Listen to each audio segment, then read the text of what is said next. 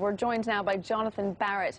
He's Managing Director of Commodity Broking Services. So, Jonathan, thanks very much for joining us. My question to you is this. Is Carl, is the chairman of BP here crazy? I mean, first for thinking that BP is so big and important to the U.S. that the U.S. simply couldn't do without them. And secondly, for saying that Tony Hayward's doing a great job. Oh, look, Lindsay, I think we're in uncharted territory at the moment.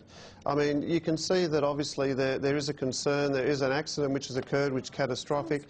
BHP, I think, are actually trying to do the best that they can do at the moment in order to contain it, and they're going to continue to try it. I mean, the cruel fact is that we are a consuming globe and we need these sorts of energies. Something like this was going to have to happen, or something like this did happen and has happened, and that is a concern. How do we address it? Well, we don't know yet, and that's what BP, I think, are doing the right thing as best and as fast as they possibly can. But this is the thing, they're doing the right thing as best and fast as they possibly can, you say, but it is day 33 since the spill, so far costing $22 million a day.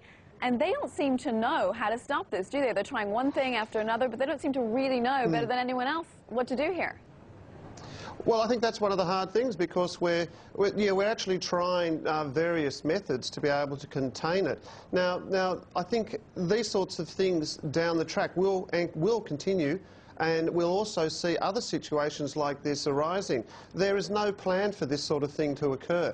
The best you can do is try and structure a response, an adult response to the problem, and try and get it done as quickly as possible. But isn't it obviously, there's a...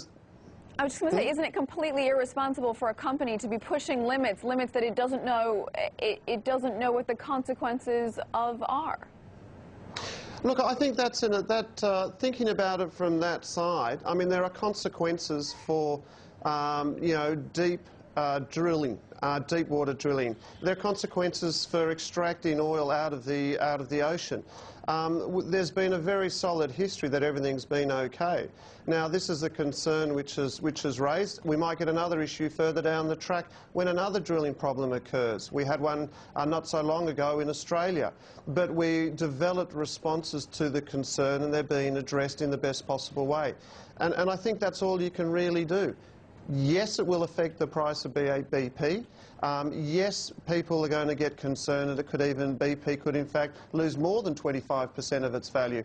But I think at the end of the day, there is a solution. That solution hopefully will be found soon, so that we can get on with supplying, or BP can get on with supplying the world with the energy which the world has chosen to use. Yes, hopefully we won't have to wait till August for that solution, as many people are fearing. Tell us. I'm all agreeing with you there. Well, tell us about the oil price. I mean, what's your outlook for prices going forward? Look, I think at the moment what's happening in the Gulf is not affecting the price of oil. I think that given where we are, oil leading into the summer drive time in the US, I think it is at a level which represents a floor for the time being.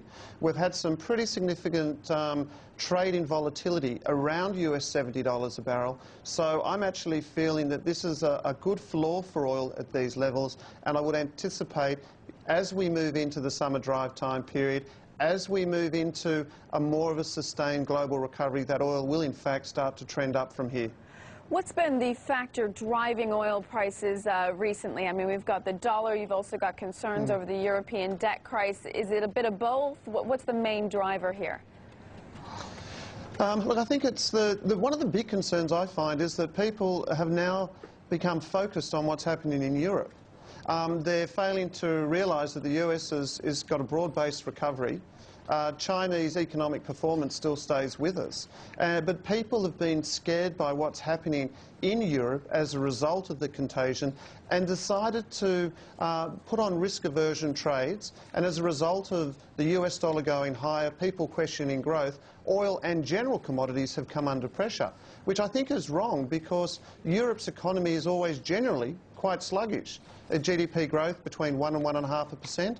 Compare that to an India and China at 8 and 9% and America moving out. I think you're going to have a completely different story in terms of demand for crude once the market decides to refocus on coming out of this recession and growth.